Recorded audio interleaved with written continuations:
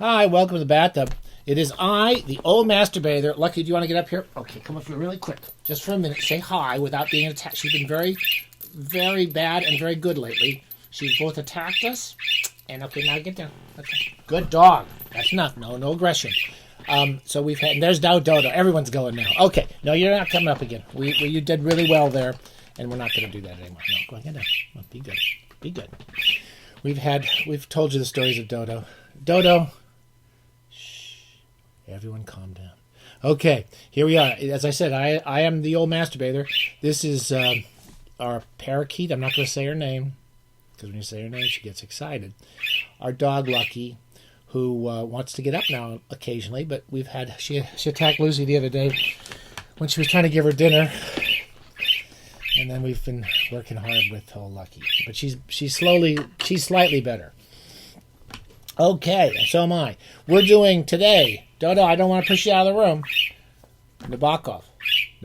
It just falls off my tongue now. I say it so correctly. Vladimir Nabokov, or Nabokuki. Nabokuki is the proper pronunciation. Dodo, I'm going to have to put you in the other room.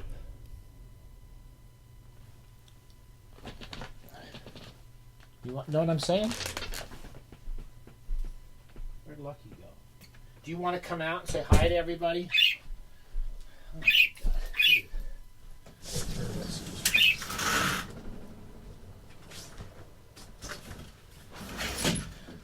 Since Dodo's relinquished the room, since I wouldn't let her on the lap, Dodo, you can come out and say hi to everybody. Everybody just remembers Dodo. Very difficult.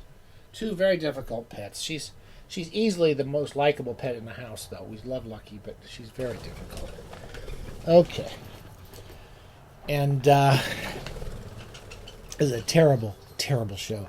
We're going to talk about Nabokov's first novel. It's called Mary. It was originally published in Russian by a Russian emigre publisher in 1926 in Berlin. A lot of Russian, I guess millions of Russians went to live in various European countries, including especially Berlin. For some reason, was especially welcoming. And we all know Nabokov left his family, had to leave during the revolution, and his father was actually assassinated by somebody who didn't like the fact that he'd worked for the Tsar, and he'd worked for one of the governments, and I forget offhand what it was. Anyway, it's a long way of saying that I reread Mary. I've read it 2 or 3 times in my life, and I never really quite took to it. I never really enjoyed it in the past. I always found it... I realize now that I was reading it wrong, in a way. And I'll give you a quick summary of the novel. It's basically about a young writer, poet, I forget which, living in Berlin. And the opening scene, I think he's in a lift with some guy who may be another poet, another Russian emigre.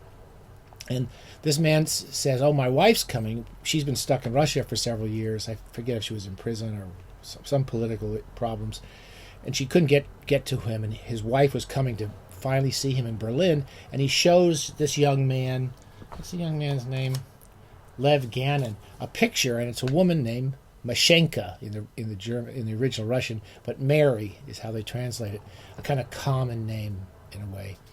And this young man sees the first love of his life, the girl he loved when she was about 15 or 16, and he was a young man in Russia. And they made love. They made love like Nabokov recalls in Speak Memory. We talked about Speak Memory. He recalls he based this relationship very much on his first love affair with a woman named Tamara, I want to say. And he uses that specific relationship and the fact that they had to make love, they had to go to the parks. You'd always go to the parks, especially when it's raining and the weather was really bad. It was the only place they could go to be together. Anyway, it starts off, this young man sees, Mary's coming to Berlin. And then the rest of the novel is basically a flashback of him. I'm wrong to say it's called a flashback, but I'm going to start off by saying it's a flashback. It's not really, but the rest of the novel is him recalling this relationship and the things that happened between them. Now, as a normally as a reader, I'm not a big fan of flashbacks. My students know this. I always complain about flashbacks. I always think it takes you out of the story. And this whole novel is basically you feel like you're waiting for Mary to show up. And it's a short novel, 110 pages. And so you go through it and you recall these experiences between these young lovers, and then the guy Gannon is looking forward to her coming back, and then she's about to come back just as the novel ends. So she never really appears in the novel except as a memory, as a series of memories. So that bothers me when I read it, because I kept waiting for her to show up. This is the all allergy edition of the. We have a lot of allergies running around today. Dodo, you're being very good. And anyway, so that's the summary of the novel. It's not much more than that, except that when I read it this time, it was much more clear to me, especially having just read Speak Memory, about how memory for Nabokov is not the past. It's this kind of place we build inside ourselves that fills us. For him, the interior subject is just an incredibly rich, complicated, almost divine place in many of Nabokov's books and even his autobiography. It's just a very rich place, far richer in many ways than the real world. So, as he does in Speak Memory, Mary is a way of he kind of builds this young man builds this whole home, because he's left Russia, like Nabokov has left this place that was incredibly beautiful to Nabokov. Not only his home and the wealth of his family and the butterfly collections and his tutors and his family and all these richnesses that he remembers from Russia, which he had to leave behind and never returned to Russia. And in some ways didn't want to return because he was so disappointed by the governments and was not loved back by the governments. Fresh mountain water. So by the time the end of the book ends, what's clear to me this time through and helped me enjoy the book a lot more is it wasn't really flashbacks. It was the building of this interior life, this interior memory of Russia and this young woman he loved. And at the end of the book, the importance of her not showing up is quite clear, because what Nabokov is saying is, or what he's telling a story of, is about a man who finally walks away from his old country and from his past and carries it with him. If that makes sense. Anyway, it's quite a beautiful, moving book, unusual, like everything by Nabokov. The work of a very young man, but still very well written, and the life of these emigres living in this kind of boarding house in Russia is well done. But that central relationship is what is important. I'm going to read a couple passages. Oh, I wanted to say also, so the other thing is it was often compared to First Love by Turgenev. We've talked about this, I think. It's a wonderful novel about a young man's first love affair. It's not at all like it. I have to say, Nabokov really, he's such an unusual writer. Again, he's not a realist novel. He's not telling the story. He's telling about the memory and this richness of this world inside this character. Okay, I'm going to read a couple of quick passages in the same way that Humbert isn't about what he does to this. It's not about molesting a child so much as it is about this kind of horrible man creating this incredibly beautiful relationship in this rich world inside himself. The Lolita trip of the tongue, this language, this beautiful language, world of language, that in that book is kind of ironized a bit. It's the horrors of this man, Humbert. He's not as good on the outside as he is on the inside. I'm going to read a couple passages. This is one of his first memories. One of the things that's interesting about it is he talks about two relationships he has with Mary. One is he hears about her as a beautiful girl. So he thinks about her and has built an impression of her before he meets her. And then, of course, after he meets her and who she is to him then. I just want to read this paragraph, page 44. Strange to say, he could not remember exactly when he had first seen her. Perhaps at a charity concert staged in a barn on the border of his parents' estate. Perhaps, though, he had caught a glimpse of her even before that. Her laugh, her soft features, her dark complexion, and the big bow in her hair were all somehow familiar to him when a student medical orderly at the local military hospital, a world war was in full swing, had told him about this 15-year-old, quote, sweet and remarkable, unquote, girl, as the student had put it, but that conversation had taken place before the concert. Now Gannon racked his memory in vain. He just could not picture their very first meeting. The fact was that he'd been waiting for her with such longing, had thought so much about her during those blissful days after the typhus, that he had fashioned her unique image long before he actually saw her. So there's the interior way we create characters in our lives, which is what interests Nabokov so much, that she was a presence in his life before he meets her. Now, many years later, he felt that their imaginary meeting and the meeting which took place in reality had blended and merged imperceptibly into one another, since, as a living person, she was only an uninterrupted continuation of the image which had foreshadowed her.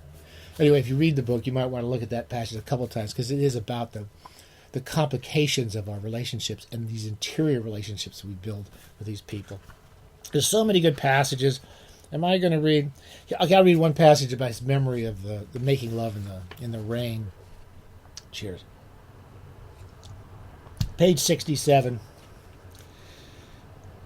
In the whirling blackness, the strong, ample downpour surged through the limes facing the porch and drew creaks from their trunks, which were banded with iron clasps to support their decaying might. And amid the hubbub of the autumn night, he unbuttoned her blouse, kissed her hot clavicle. She remained silent. Only her eyes glistened faintly, and the skin of her bared breast slowly turned cold from the touch of his lips and the humid night wind. They spoke little. It was too dark to speak. When at last he struck a match to consult his watch, Mary blinked and brushed a wet strand of hair from her cheek. He flung his arm around her while impelling his bicycle with one hand, placed on its saddle, and thus they slowly walked away in the night, now reduced to a drizzle. First there was the descent along the path to the bridge, and then the farewell there, protracted and sorrowful, as though before a long separation. Do I have time to read one more passage? I'm going to read just real quickly. 102, again, it's about this. Emigres have a little party just before Mary shows up, and at one point, one of the characters asks Gannon how long he's been away. How long did he leave Russia? And he said 5 years. He answered curtly, but he reflects. Tomorrow, all his youth, his Russia, was coming back to him again. So with Mary, her and Russia coming back to him is how he looks at it. And then in the next few pages, we see he thinks of it in a different way altogether.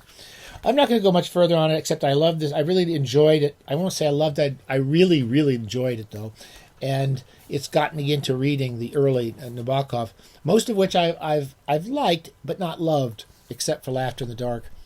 And I've read all of the Russian novels, but I want to go back and read them again, just to remember. We've been reading the Speak Memory about his childhood has been only aided and abetted by the lovely Brian Boyd's Vladimir Nabokov, The Russian Years. I'm rereading that all the way through as I read these novels, or reread these novels. And he does a nice little chapter on Mary. Okay, he says one other thing. He says quite interesting, and I think it's sort of true. Or he says it, or he reflects on Nabokov saying it. But when Nabokov was in Germany and he was in Berlin working, he did some tutorials, he did tutoring and so forth. But he never was able to work as industriously on a daily basis with his writing as he was in America, where he was often had to stop and go teach or travel from one place to another. And his earlier novels, in some ways, are the most disciplined or the tightest of his novels. The later novels start to get kind of quite broader in their imaginations because they worked on over longer periods of time. That's sort of what he's saying. But anyway, he and Nabokov are both saying that those early novels of his are in some ways, they have some superiority to some of the later novels. I'm not saying they're better novels, but in some ways they're superior. Okay, that's my babbling. We're going to do one more of these. Dodo's been very good. She's healthy, as you can see. Dodo, you want to say goodbye? You're okay. Where are you? Okay. Stay safe. More soon.